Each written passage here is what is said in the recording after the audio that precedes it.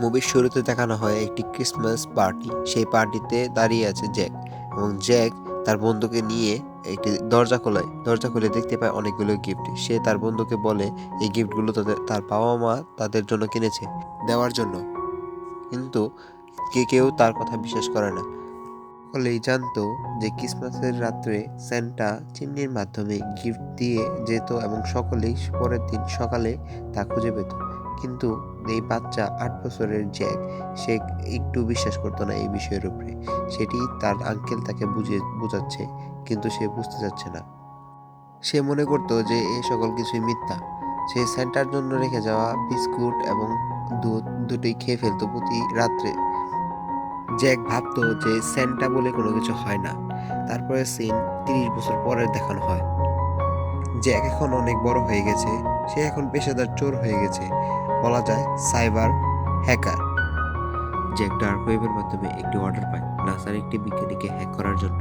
সেই বিজ্ঞানী একটি স্যাটেলাইট ক্যামেরা আবিষ্কার করেছে, যার মাধ্যমে পৃথিবীর সকল কিছুই খুঁজে পাওয়া সম্ভব।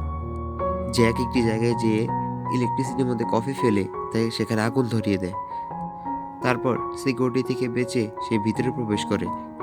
ভিতরে গিয়ে কম্পিউটারের মধ্যে তার হ্যাকার চিপ লাগিয়ে দিয়ে বাইরে এসে পড়ে। তারপরের কাহিনী দেখানো হয় অরিজিনাল স্যান্টা, যে তার বডিগার্ড কার্লের সাথে আছে, এবং এই স্যান্টার নাম হচ্ছে রেড। তার বডিগার্ড কার্ল সকল কিছুর উপর নজর রাখছিল এবং সে ভালোভাবে দেখছিল সকল কিছু ঠিক আছে কিনা।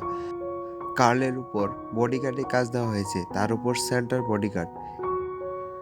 কার্লের বয়স আমরা একটু পরে জানতে পারবো। লাইন ভেঙে নটেলিস্টের একটি ছেলে রেডের সাথে ছবি তুলতে চায়, কিন্তু কার্ল তাকে ভালোভাবে বুঝিয়ে দেয়। আরেকটা কথা, স্যান্টা দুটি লিস্ট তৈরি করে। একটি হচ্ছে গুড লিস্ট, যে ছেলেগুলো ঠিকমতো পড়াশোনা করে, ঘুমাতে যায় এবং বাবা মার কথা শুনে, তাকে গুড লিস্ট বলা হয়। আর নটে লিস্ট বলা হয় যারা কোনো কথাবার্তা শোনে না এবং মার্কেটে গিয়ে যে কোনো কিছু ভাঙচুর করে এবং সকলের সাথে বেয়াদবি করে, তাদের নটে লিস্ট বলা হয়। তারপর কার্ল স্যান্টাকে নিয়ে একটি সিক্রেট এয়ারপোর্টে নিয়ে যায়, যেখানে আরও অনেক অর্গানাইজেশনের লোক ছিল, যেখানে স্যান্টার উড়ন্ত গাড়িটিও ছিল।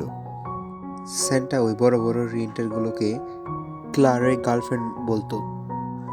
আমরা এই মুভিতে ক্লারকে রক বলবো। তারপর রক এবং স্যান্টা দুজনেই তাদের উড়োজাহাজের উপর উঠে বসলো। তারপর স্যান্টা উঠতে উঠতে হঠাৎ আকাশের মধ্যে অদৃশ্য হয়ে অন্য একটি দুনিয়ায় চলে গেল। সেই দুনিয়ায় সকল কিছু আমাদের স্বপ্নের মতো ছিল। ভাল্লুক ছিল যে হাঁটতে পারে, ইঁদুর ছিল এবং বিভিন্ন ধরনের ক্রিচার ছিল, যারা বিভিন্ন নিজেদের কাজ হয়ে ব্যস্ত ছিল। স্যান্টার সাথে থাকা সকলেই সারা বছর প্রিপারেশন নেয় এই এই ক্রিসমাস ডেজের জন্য। তারপর দেখানো হয় স্যান্টা এক্সারসাইজ করছে।